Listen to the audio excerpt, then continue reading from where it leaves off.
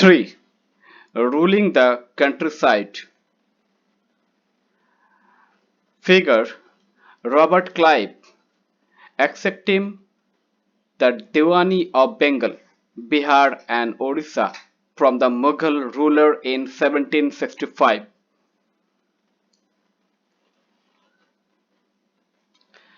The company becomes the Dewan. On 12 August 1765, the Mughal emperor appointed the East India Company as the Dewan of Bengal. The actual event most probably took place in Robert Clive's tent, with a few Englishmen and Indians as witnesses. But in the painting above, the event is shown as a majestic occasion, taking place in a grand setting. The painter was commissioned by Clive to record the memorable events in Clive's life. The grant of Diwani clearly was one such event in British imagination. As Diwan, the company became the chief financial administrator of the territory under its control. Now it had to think of administering the land and organizing its revenue resources. This had to be done in a way that could yield enough revenue to meet the growing expenses of the company.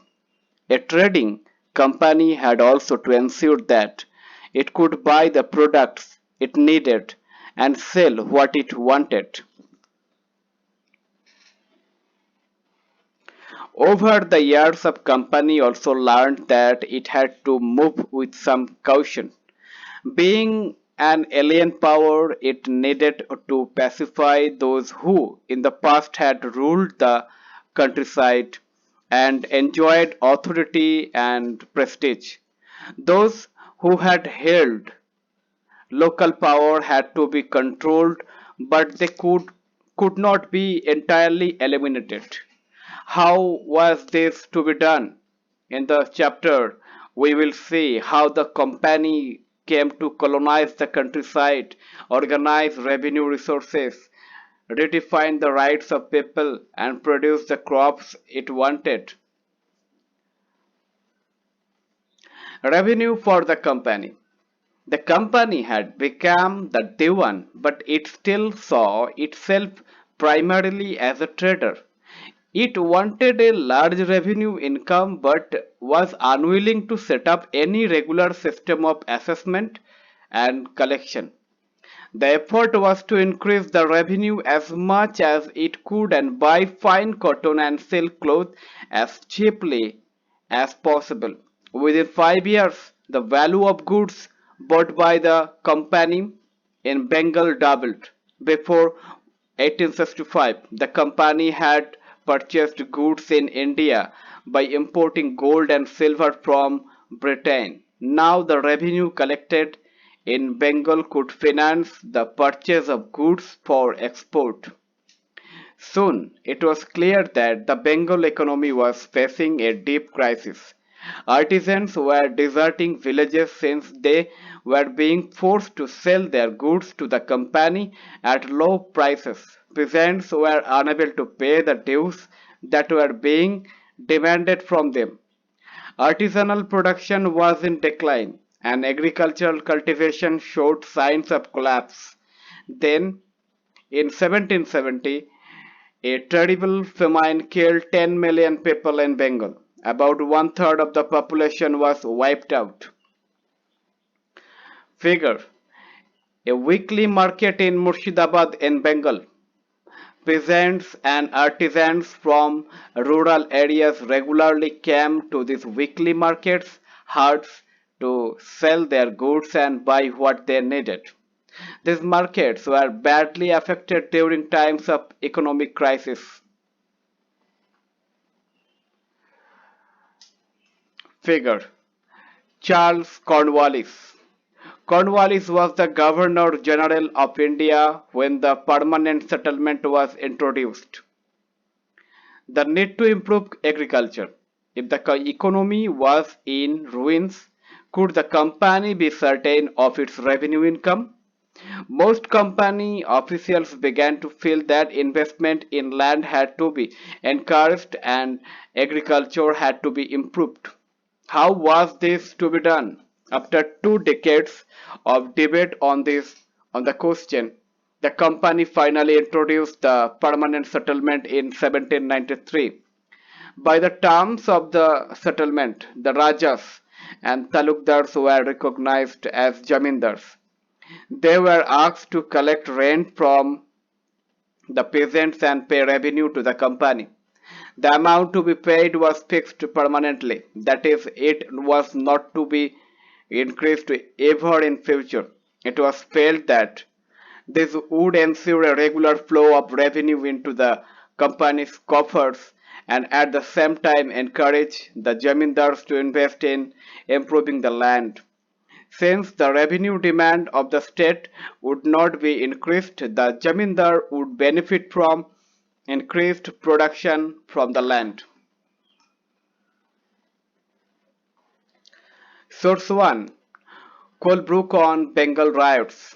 In many villages of Bengal, some of the powerful riots did not cultivate, but instead gave out their lands to others, the under-tenants, taking from them very high rents. In 1806, H.T. Colebrook described the conditions of these under-tenants in Bengal. The under-tenants depressed by an excessive rent in kind and by usurious returns for the cattle, sheds, and subsistence advanced to them can never extricate themselves from debt. In so abject a state they cannot labor in spirit while they earn a scanty subsistence without hope of bettering their situation.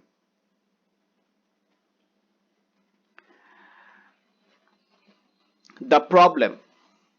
The permanent settlement, however, created problems.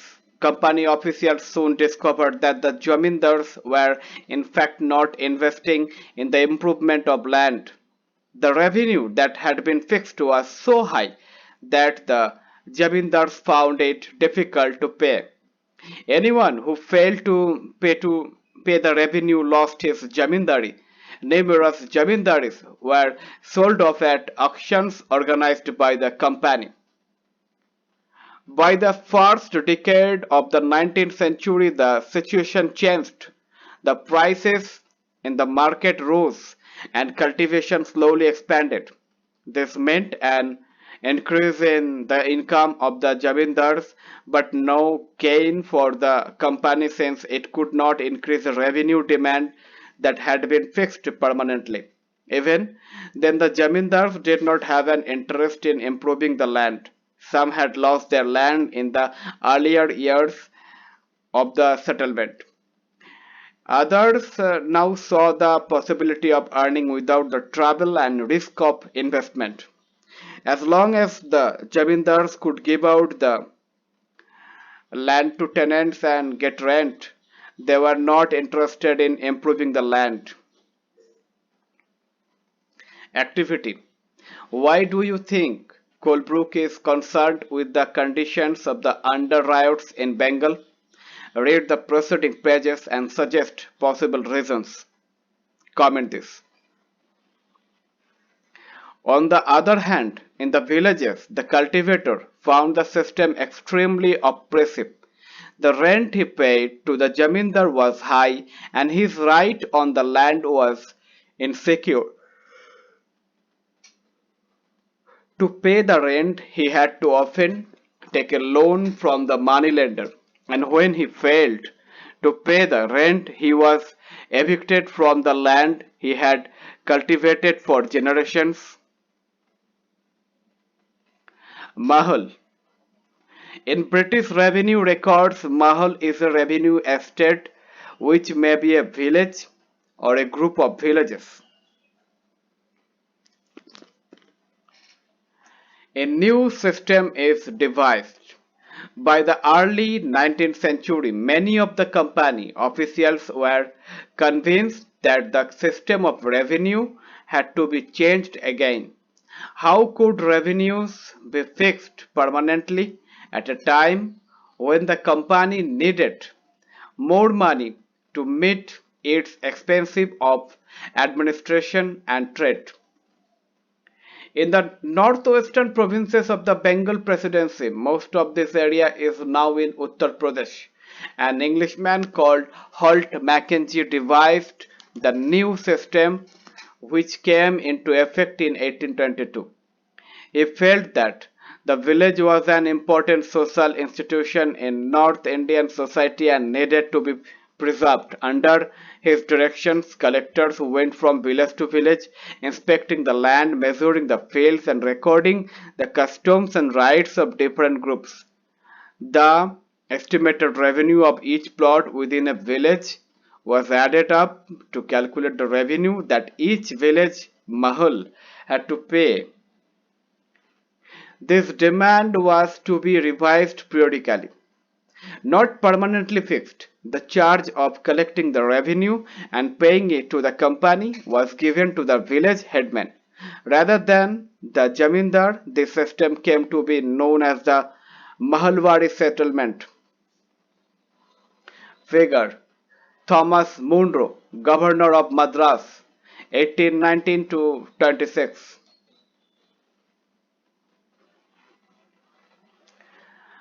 The Munro system. In the British territories in the south, was a similar move away from the idea of permanent settlement. The new system that was devised came to be known as the Riotoir or Riotoari. It was tried on a small scale by Captain Alexander Reed in some of the areas that were taken over by the company after the wars with Tipu Sultan, subsequently developed by Thomas Munro.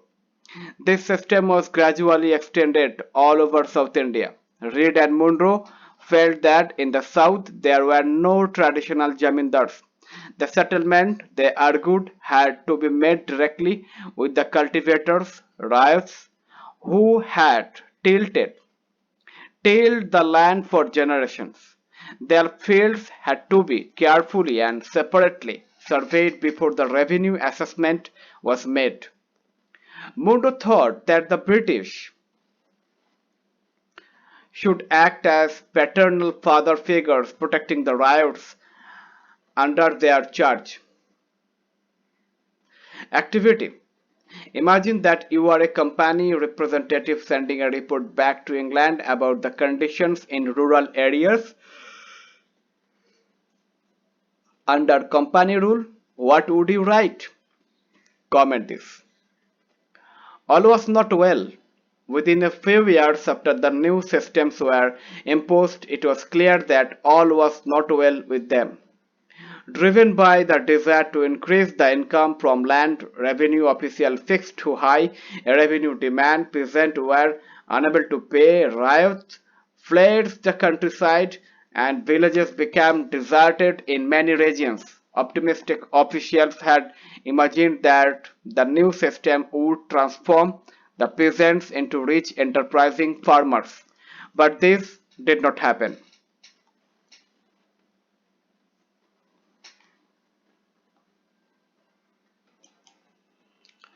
Crops for Europe.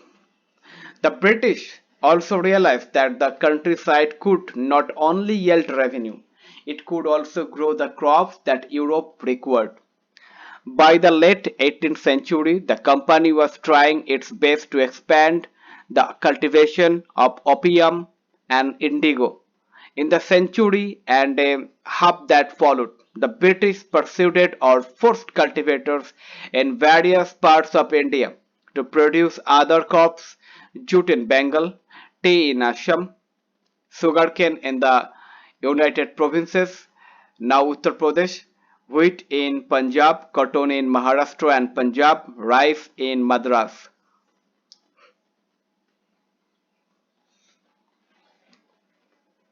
How was this done? The British used a variety of methods to expand the cultivation of crops that they needed. Let us take a closer look at the story of one such crop, one such method of production. Figure: a kalamkari print, 20th century India. Figure: a Morris cotton print, late 19th century England.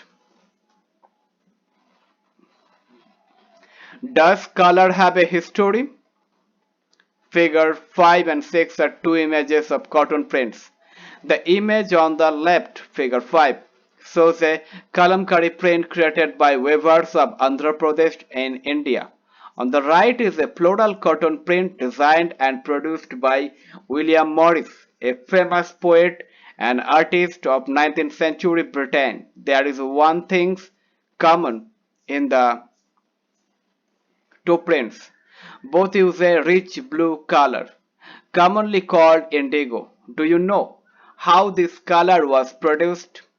The blue that you see in these prints were produced from a plant called indigo. It is likely that the blue dye used in the Morris prints in 19th century Britain was manufactured from indigo plants cultivated in India. For India was the biggest supplier of indigo in the world at that time. Why the demand for Indian indigo? The indigo plant grows primarily in the top tropics. By the 13th century, Indian indigo was being used by cloth manufacturers in Italy, France, and Britain to dye cloth. However, only small amounts of Indian indigo reached the European market and its price was very high. European cloth manufacturers therefore had to depend on another plant called wood to make violet and blue dyes. Being a plant of the temperate zones, wood was more easily available in Europe. It was grown in northern Italy, southern France, and in parts of Germany and Britain. Worried by the competition from indigo, wood producers in Europe pressurized their governments to ban the import of indigo. Cloth dyers, however, preferred indigo as a dye. Indigo produced a rich blue color, whereas the dye from wood was pale and dull. By the 17th century, European cloth producers persuaded their governments to relax the ban on indigo import. The French began cultivating indigo in Saint Domingue in the Caribbean islands, the Portuguese in Brazil, the English in Jamaica, and the Spanish in Venezuela. Indigo plantations also came up in many parts of North America. Plantation: a large farm operated by a planter employing various forms of forced labor. Plantations are associated with the production of coffee, sugarcane, tobacco, tea, and cotton. By the end of the 18th century, the demand for Indian indigo grew further. Britain began to industrialize, and its cotton production expanded dramatically, creating an enormous new demand for cloth dyes. While the demand for indigo increased, its existing supplies from the West Indies and America collapsed for a variety of reasons. Between 1783 and 1789, the production of indigo in the world fell by half. Cloth dyers in Britain now desperately looked for new sources for indigo supply. From where could this indigo be procured? Britain turns to India. Faced with the rising demand for indigo in Europe, the company in India looked for ways to expand the area under indigo cultivation. From the last decades of the 18th century, indigo cultivation in Bengal expanded rapidly and Bengal indigo came to dominate the world market. In 1788, only about 30% of the indigo imported into Britain was from India. By 1810, the proportion had gone up to 95%. As the indigo trade grew, commercial agents and Officials of the company began investing in indigo production. Over the years, many company officials left their jobs to look after their indigo business. Attracted by the prospect of high profits, numerous Scotsmen and Englishmen came to India and became planters. Those who had no money to produce indigo could get loans from the company and the banks that were coming up at the time. Figure: the Slave Revolt in Saint Domingo, August 1791. Painting by January Skłodowski. In the 18th century, French planters produced indigo and sugar in the French colony of Saint Domingo in the Caribbean island. The African slaves who worked on the plantations rose in rebellion in 1791, burning the plantations and killing their rich planters. In 1792, France abolished slavery in the French colonies. These events led to the collapse of the indigo plantations on the Caribbean islands. How was indigo cultivated? There were two main systems of indigo cultivation: niche and Riots. Within the system of niche cultivation, the planter produced indigo in lands that he directly controlled. He either bought the land or rented it from other zamindars and produced indigo by directly employing hired laborers. The problem with niche cultivation: the planters found it difficult to expand the area under niche cultivation. Indigo could be cultivated only on fertile lands, and these were all already densely populated. Only small plots scattered over the landscape could be acquired. Planters needed large areas in compact blocks to cultivate indigo in plantations. Where could they get such land from? They attempted to live in the land around the indigo factory and evict the peasants from the area. But this always led to conflicts and tensions. Slave: a person who is owned by someone else, the slave owner. A slave has no freedom and is compelled to work for the master.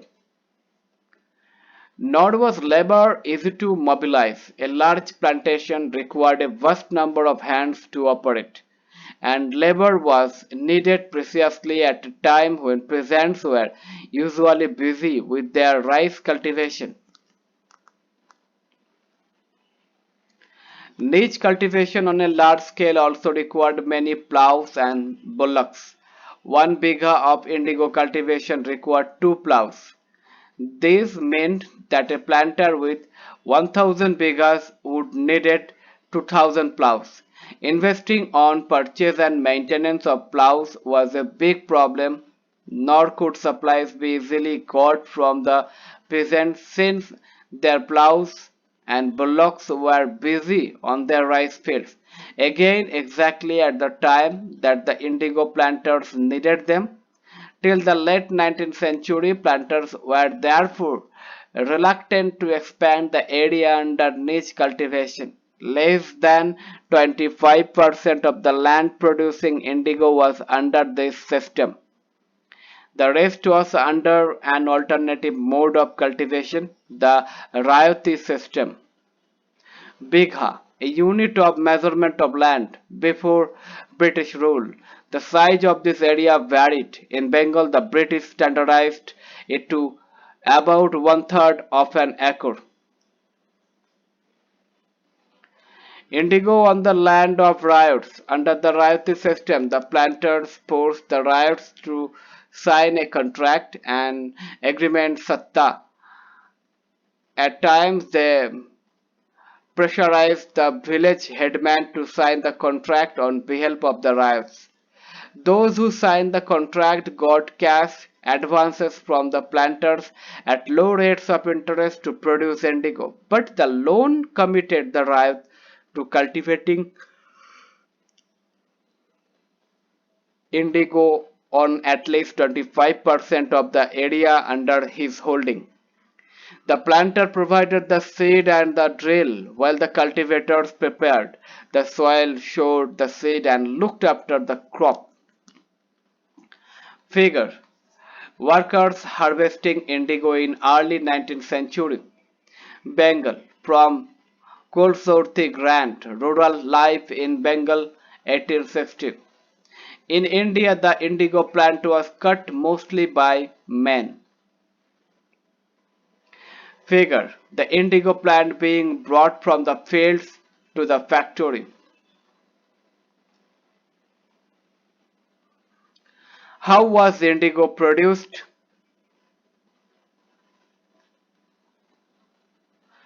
Bitter vat, fermenting vat.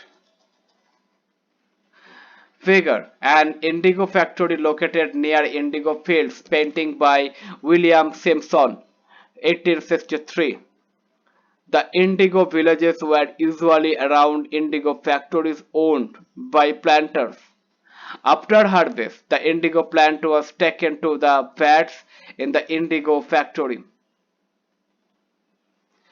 3 or 4 vats were needed to manufacture the dye. Each vat had a separate function. The leaves stripped of the indigo plant were first soaked in warm water in a vat known as the fermenting or steeper vat for several hours. When the plants fermented, the liquid began to boil and bubble.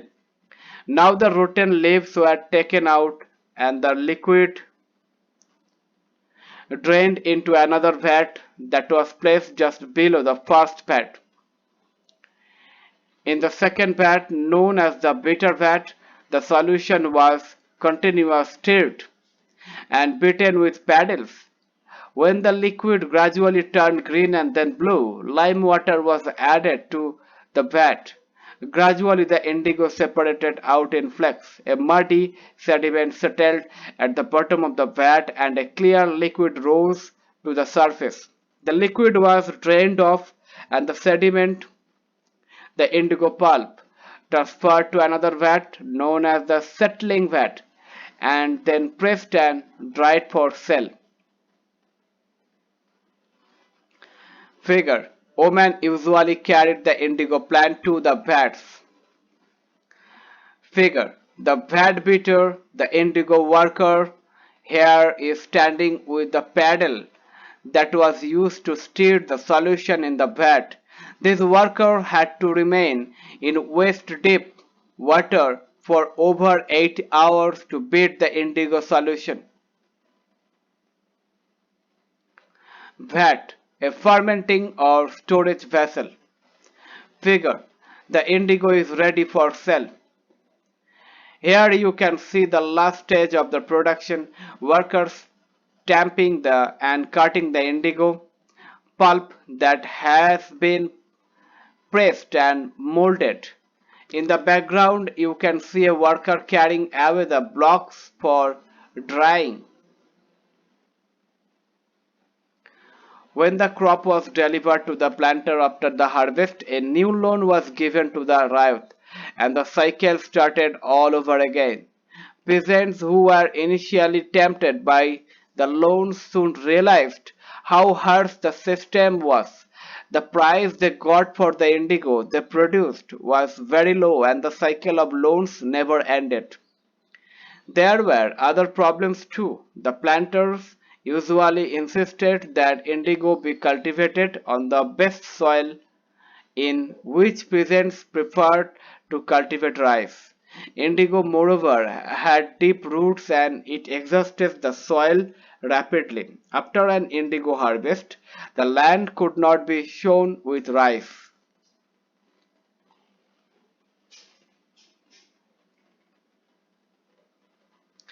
The Blue Rebellion and after. In March 1859, thousands of riots in Bengal refused to grow indigo. As the rebellion spread, riots refused to pay rents to the planters and attacked indigo factories armed with swords and spears, bow and arrows. Women turned up to fight with pots, pans, and kitchen implements. Those who worked for the planters were socially boycotted, and the Gomasthas, agents of planters who came to collect rent, were beaten up. Riots so they would no longer take advances to show indigo nor be bullied by the planters, Lathials, the lathi-wielding strongmen maintained by the planters. Why did the indigo peasants decide that they would no longer remain silent? What gave them the power to rebel? Clearly, the indigo system was intensely oppressive, but those who are oppressed do not always rise up in rebellion. They do so only at times. In 1859, the Indigo Riots felt that they had the support of the local jamindars and village headmen in their rebellion against the planters in many villages. Headmen who had been forced to sign indigo contracts mobilized the indigo peasants and fought pitched battle with the Lathials. In other places, even the jamindars went around villages urging the riots to resist the planters. These jamindars were unhappy with the increasing power of the planters and angry at being forced by the planters to give them land on long leases.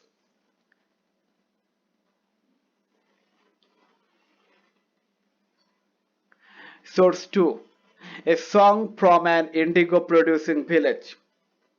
In moments of struggle, people often sing songs to inspire each other and to build a sense of collective unity. Such songs give us a glimpse of their feelings during the Indigo Rebellion. Many such songs could be heard in the villages of Lower Bengal. Here is one such song. The long lathis wielded by the planters of Mollahati now lie in a cluster. The Babus of Kolkata have sailed down to see the great fight. This time the riots are all ready. They will no longer be beaten in silence. They will no longer given up their life without fighting the Lathials.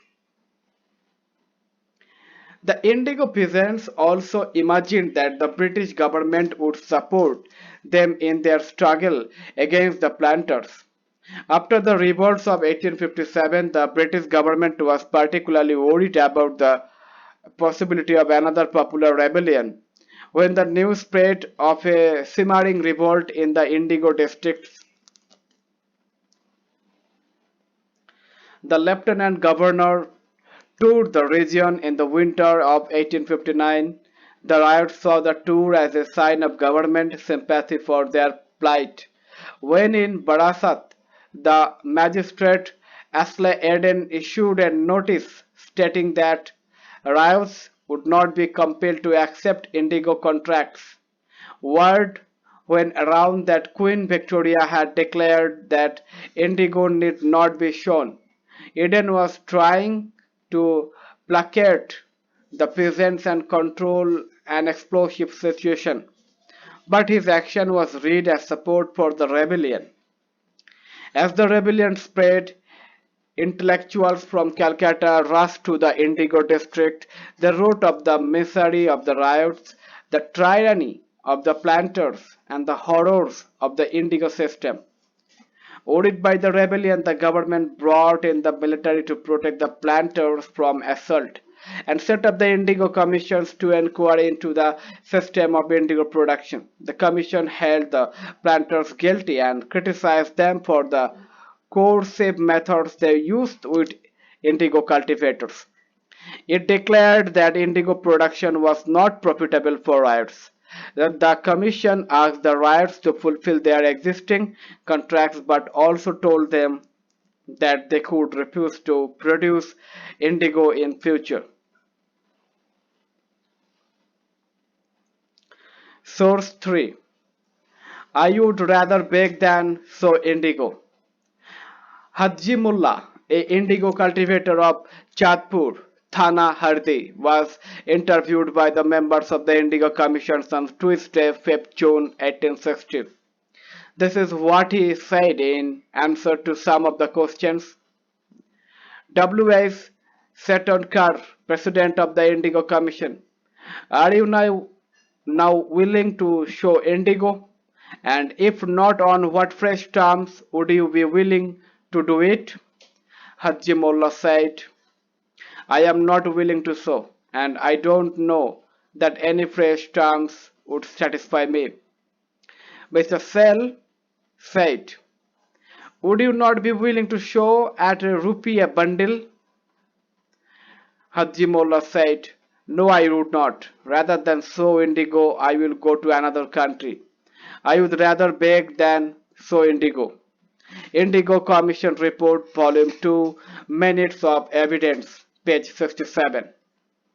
Activity. Imagine you are a witness giving evidence before the Indigo Commission's W.S. Seton Kerr asks you on what condition will riots grow indigo?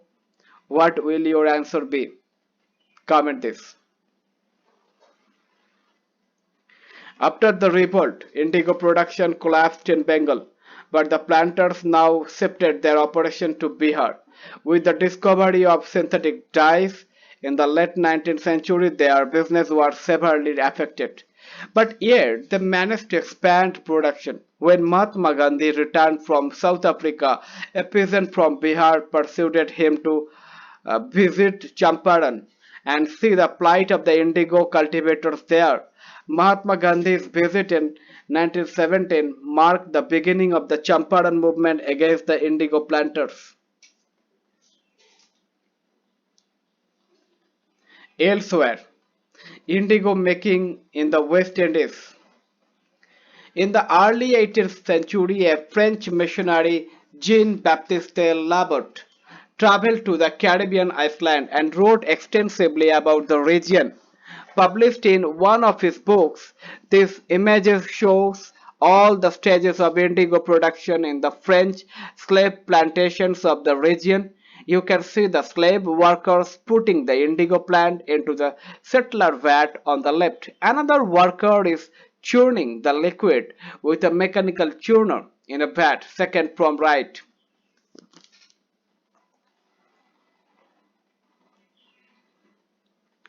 Two workers are carrying the indigo pulp hung up in bags to be dried. In the foreground, two others are mixing the indigo pulp to be put into molds. The planter is at the center of the picture, standing on the high ground supervising the slave workers. Figure: making indigo in a Caribbean slave plantation. Let's recall. Do this and comment this. Let's imagine. Imagine a conversation between a planter and a peasant who is being forced to grow indigo. What reasons would the planter give to pursue the peasants? What problems would the peasant point out? Enact their conversation. Comment this. Let's discuss, let's do. Do this and comment this.